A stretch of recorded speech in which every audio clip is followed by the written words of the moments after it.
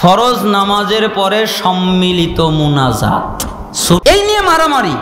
একদল বলছে সুন্নাত, তাই না? আর আপনি যদি বলেন যে বিদাত যদি হয় তাও প্রমাণ থাকতে হবে, আরে বিদাতের প্রমাণ থাকে? কয় যে এই জমি কার? কয় আমার। দলিল আছে? কয় এই যে আমার দলিল। আরেকজন এসে বলতেছে জমি আমার না, তুই দলিল দেখা। তো জমি তো তোর না, তো দলিল থাকবে তোর? যার জমিন না তার দলিলও নাই, যার জমি তার দলিল আছে। তোটা যদি সুন্নাত হয় তাহলে দলিল থাকবে, আর যদি সুন্নাত না হয় দলিল নাই, তাই তো বিদাত। দলিল থাকলে বিদাত হতো। তো আমি মাঝে মধ্যে মানুষদের বলি যে ফরজ সালাতের পরে আপনারা যে এই সম্মিলিত মুনাজাত করেন, রাসূল সাল্লাল্লাহু আলাইহি সাল্লাম জীবনে একবার করেছেন, একবার, বারবার না, একবার করেছেন। সালাত শেষ হয়ে গেল, নামাজ শেষ হয়ে গেল, আসসালামু আলাইকুম ওয়া রাহমাতুল্লাহ, আসসালামু আলাইকুম ওয়া রাহমাতুল্লাহ। এরপরে তিনি ঘুরে বসলেন, সাহাবীদেরকে নিয়ে মুনাজাত করলেন। এইরকম একটা সহি, একটা জয়ীব বর্ণনা আপনারা বের করেন, কোথায় আছে? আমি কিন্তু জয়ীব লাগাইছি, অন্যরা কিন্তু জয়ীব লাগায়নি। সহি তো নাই, এটা আমি জানি, জয়ীবও নাই। জাল কিছু মানুষ বানিয়েছে, তার উপরে চলে। তারা বলে মোনাজাত নাই মানে আরাফার ময়দানে করত, মোনাজাত নাই মানে বৃষ্টি প্রার্থনায় করত, মোনাজাত নাই মানে জমাই করত খুতবায়, মোনাজাত নাই মানে অমুক জায়গায় করত, তমুক জায়গায় করত। আমরাও তো বলি রাসূল সাল্লাল্লাহু আলাইহি সাল্লাম যেখানে যেখানে হাত তুলে মোনাজাত করেছেন ওইখানে ওইখানে হাত তুলে মোনাজাত করা জায়েজ, জরুরি, সুন্নাত। কিন্তু যেখানে মোনাজাত করে নাই ওই জায়গায় না করাটার নাম হলো সুন্নাত। রাসূল যেটা করেছেন ওটা করার নাম সুন্নাত, রাসূল যেটা করেছেন ওটা করার নাম কি? সুন্নাত। আর রাসূল যেটা না করেছেন ওটা না করার নাম সুন্নাত। আগে এটা বুঝেন, খালি করলেই সুন্নাত হয় না, না করলেও সুন্নাত হয়। রাসূল যেটা করেছেন ওটা করাটা সুন্নাত, আর রাসূল যেটা না করেছেন ওটা না করা সুন্নাত।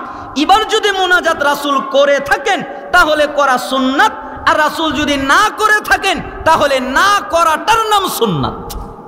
ঠিক না? আমরা কোরআন হাদিস পড়ে যেটা জেনেছি, আল্লাহর নবী জীবনে মুনাজাত করেনি। এর পরবর্তী প্রজন্ম সাহাবীরা না, সাহাবীরা জীবনে করেনি, তাবেঈরা জীবনে করেনি। ইমাম আবু হানিফা রাহিমাহুল্লাহ, ইমাম মালিক, ইমাম শাফি, ইমাম আহমদ বিন হাম্বল রাহিমাহুমুল্লাহ আজমাইন, এরা কেউ মুনাজাত করেনি। আজ পর্যন্ত মক্কার মসজিদে হারামে হয় না, মসজিদে নববীতে হয় না। আজ পর্যন্ত পৃথিবীর প্রখ্যাত আলেম যারা, তারা মুনাজাত করে না। এমনকি হানাফি মাদ্রাসার সবচেয়ে বড় মাদ্রাসা হাটহাজারী, সেই মাদ্রাসার মসজিদেও মুনাজাত হয় না, কারণ তারা মনে করেন এটা সুন্নাত নয়, এটা বিদাত, এটা না করাটাই সুন্নাত। কিন্তু আমরা এটা নিয়ে ব্যস্ত। আবার এক শ্রেণীর হুজুররা আছে কি জানেন, চমৎকার উদাহরণ দেয়, কয় যে সম্মিলিত মুনাজাত করা বিদাত, একাকী করা জায়েজ। একাকী করা জায়েজ আপনাকে কে বলল? আল্লাহর নবী একাকী করেছেন? কবে করলেন? কোথায় করলেন? ফরজ সালাতের পরে তিনি সম্মিলিতও করেননি, তিনি একাকীও করেননি। সম্মিলিত করাও বিদাত, একাকী করাও বিদাত। রাসূল সাল্লাল্লাহু আলাইহি সাল্লাম দোয়া পড়তেন। কি পড়তেন? দোয়া।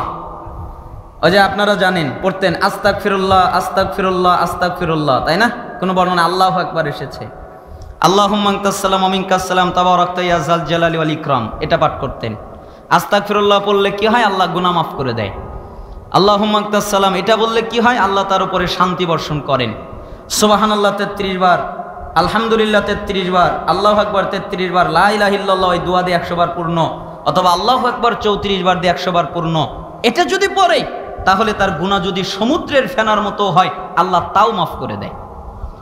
কেউ যদি ফরজ সালাতের পরে আয়াতুল কুরসি পাঠ করে তাহলে সে জান্নাতে যাবে।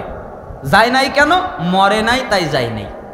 তার মানে মরলেই জান্নাত, মরলেই কি জান্নাত। কি পাঠ করলে? আয়াতুল কুরসি পাঠ করলে। সূরা ইখলাস, সূরা ফালাক, সূরা নাস প্রত্যেক ওয়াক্তে একবার করে ফজর মাগরিবে 3 বার করে পাঠ করলে যত বিপদ বালা মুসিবত আছে সবগুলো থেকে আল্লাহ হেফাজত করবেন। এই দোয়াগুলোকে নষ্ট করলো কে বলেন? ওই যে হুজুরের রব্বানা আতিনা। আপনারা বোঝেন মসজিদে ঢোকার সময় কি দোয়া পড়েন? আল্লাহুম্মা ইফতাহলি আবওয়াবা রাহমাতিক।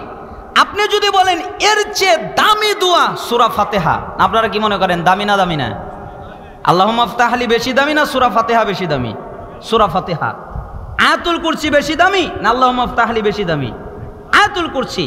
এবার যদি আপনি বলেন মসজিদে ঢোকার সময় মসজিদে ঢোকার দোয়া পড়বো না, সূরা ফাতিহা পড়বো, আয়াতুল কুরসি পড়বো, নেকি হবে না গুনাহ হবে? গুনাহ। কেন? ওভারটেক করলেন কেন? চেঞ্জ করলেন কেন? রদবদল করলেন কেন? ইসলাম তো কমপ্লিট, যেখানে যা লাগবে সেখানে তা আল্লাহ দিয়েই দিয়েছেন, রাসূলের মাধ্যমে জানিয়ে দিয়েছেন। বিদআত হয় 3 কায়দায়। কয় কায়দায়? 3 কায়দায়। সূত্র মনে রাখবেন। 1, আল্লাহ যেই দিন দিয়েছেন তা থেকে বাড়ালে হয় বিদআত। আপনি যদি বাড়ান মানে আপনার মন মতো হলো না তাই আপনি একটু বাড়িয়ে দিলেন। আল্লাহ যেই দিন দিয়েছেন এখান থেকে যদি আপনি একটু কমান, আপনার পছন্দ হলো না তাই আপনি নিজের মতো কমিয়ে দিলেন। আল্লাহ যেই দিন দিয়েছেন এখান থেকে যদি কিছু চেঞ্জ করেন তাহলে হয় বিদআত। কেন? আপনার কাছে এটা মন মতো হলো না তাই আপনি চেঞ্জ করলেন। ফরজ সালাতের পরে আল্লাহর নবী দিলেন দোয়া, আজকার, আর আপনি এগুলো পাঠ না করে রব্বানা আতিনা পড়ে 2টা ক্ষতি করলেন। একটা হলো চেঞ্জ করলেন, আর একটা রাসূল যেই পদ্ধতি দিল ওইটা না পড়ে রাসূলকে অপমান করলেন, রাসূলকে অপমান করলেন, এমনকি খিয়ানত করলেন এবং রাসূলকে অপমানও করলেন, আর একটা চেঞ্জ করলেন। এই ক্ষমতা আপনাকে দিল কে? এই জন্য সবচেয়ে গুরুত্বপূর্ণ, সবচেয়ে পয়েন্ট হচ্ছে তার উপরে সন্তুষ্ট থাকা, যেটা আল্লাহ দিয়েছেন, যেটা রাসূল দিয়েছেন। মনে থাকবে না? কষ্ট পেলেন নাকি আপনারা আমার কথায়? আপনাদেরকে কিন্তু আমি জোর করে মানাতে আসিনি। আমার কথা বলা, মানলে ভালো, না মানলে আরো ভালো, আপনাদের ব্যাপার। আমার দায়িত্ব পৌঁছিয়ে দেওয়া, জোর করে মানানোর দায়িত্ব কিন্তু আমার না। এই জন্য বিদআত থেকে সব সময় দূরে থাকবেন। বিদআত করলে হাউজে কাউসারের পানি থেকে বঞ্চিত হবেন। বিদআত করলে ইবাদত ঠেকে যাবে। বিদআত করলে আল্লাহর কাছে ঘৃণিত হবেন। বিদআত করলে আপনার ইবাদত কবুল হবে না। বিদআত করলে আপনি নিকৃষ্ট ব্যক্তিতে পরিণত হবেন। অনেক ক্ষতি রয়েছে দুনিয়াবি এবং আখিরাত কেন্দ্রিক। আমরা ওই দিকে যেতে চাচ্ছি না, তাই আমি আপনাদের বলছিলাম এই কাজগুলো থেকে আপনারা বাঁচার চেষ্টা করবেন আর রাসূলের ইত্তেবা করার চেষ্টা করবেন। আল্লাহ তাআলা যেন আমাদের তৌফিক দান করে। কয়েকটা সংশয়ের জবাব দেওয়া যাক। আমাদের মধ্যে এই সংশয়টা আছে। একটা সংশয় হলো, যখন আমরা কোরআনের কথা বলি, যখন আমরা হাদিসের কথা বলি, আপনি কোরআন মানেন, আপনি হাদিস মানেন, আপনি সুন্নাহ মানেন, তখন আমরা কি বলি? বাপ দাদা ওরা কিছু বোঝে নাই, তাই না? কার দোহাই? বাপ দাদার উপরে দোহাই দিয়ে ছেড়ে দেই, কাজ শেষ। এজন্যই সালাফরা বলতেন যে এই লোকগুলো যা করবে, যা বলবে আল্লাহ সব জানেন, তাই তার জবাব কোরআনে দিয়ে দিয়েছেন। সব জবাব। আপনি যে বাপ দাদা বললেন এর জবাবও কোরআনে আছে। কোথায়? সূরা মায়েদা। সূরার নাম কি? মায়েদা। বাকারাতেও আছে, হাজাবেও আছে।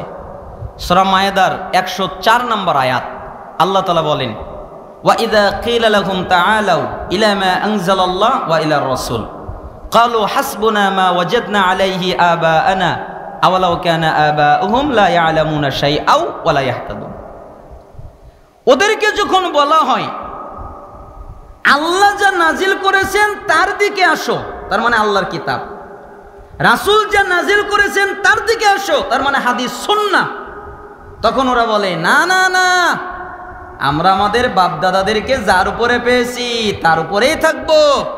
যদি ওদের বাপদাদারা কিছুই বোঝে না, যদি ওদের বাপদাদারা হিদায়েত প্রাপ্ত না, তবুও কি ডাকা হচ্ছে কার দিকে? আল্লাহর দিকে। ডাকা হচ্ছে কার দিকে?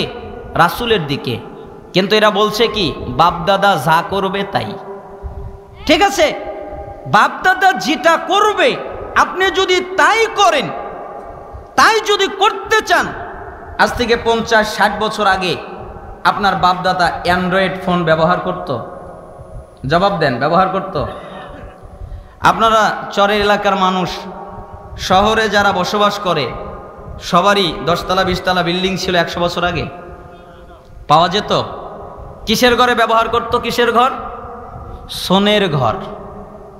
এই যে লাইট, এই যে আলো, এই ব্যবস্থা ছিল 50-60 বছর আগে। কি ব্যবহার করত? আগুন, তেলের বাতি, হারিকেল, এইগুলো ব্যবহার করত। লাইট ছিল না, এই ক্যামেরাগুলো ছিল না, অ্যান্ড্রয়েড মোবাইল ছিল না, এই যে ফ্যান বাতাস দিচ্ছে এই ব্যবস্থা ছিল না। তা আপনি তো এই দামি গাড়িতে চড়েন, এই গাড়ির ব্যবস্থা ছিল না। গরুর গাড়িতে চড়তে হতো। একবারও তো বলেন না বাপদাদা এগুলোই চড়ে নাই তাই আমরা চড়বো না। তখন আপনি বলেন বাপদাদার সময় অ্যাভেলেবেল ছিল না তাই বাপদাদারা এটা নিতে পারে নাই, আমাদের সময় অ্যাভেলেবেল তাই আমরা এটা গ্রহণ করি। আমরাও তো বলি বাপদাদার সময়ে কোরআন হাদিসের এত চর্চা ছিল না, এখন মোবাইলে কোরআন পড়া যায়, হাদিস পড়া যায়, ইসলামিক লেকচারারদের আলোচনা শোনা যায়, মোবাইল দিয়ে মক্কার সালাত দেখা যায়, মোবাইলের মাধ্যমে মদিনার সালাত দেখা যায়। তাই তো আমরা বলি বাপদাদার সময় অ্যাভেলেবেল ছিল না তাই তারা এটা ব্যবহার করেনি, এখন অ্যাভেলেবেল তাই ব্যবহার করে।